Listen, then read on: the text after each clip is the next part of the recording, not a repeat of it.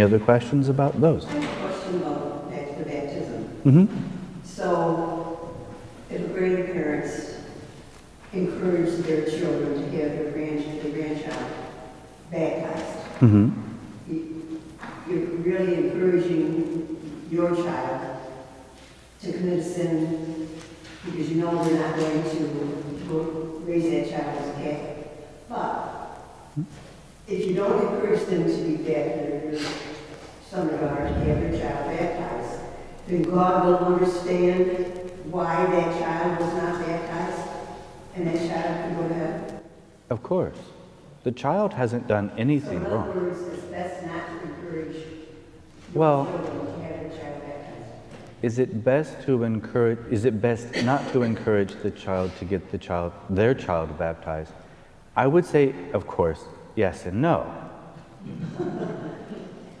There's a difference between encouraging your child to get their child baptized and forcing your child to get their child baptized.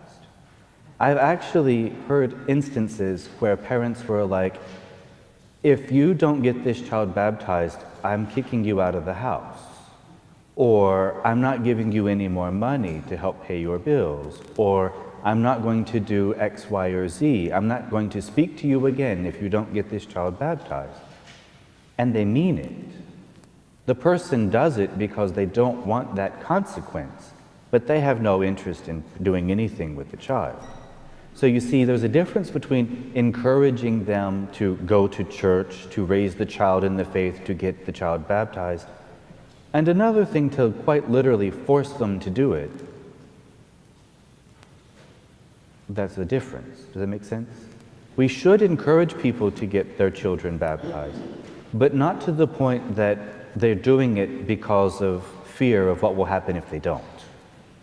Because that goes against our Christian values too. So if a child is not baptized, then God understands. If a child is not baptized, yes, God understands. And what happens if by your good example, you encourage the child, and when it's old enough, it asks for baptism on its own?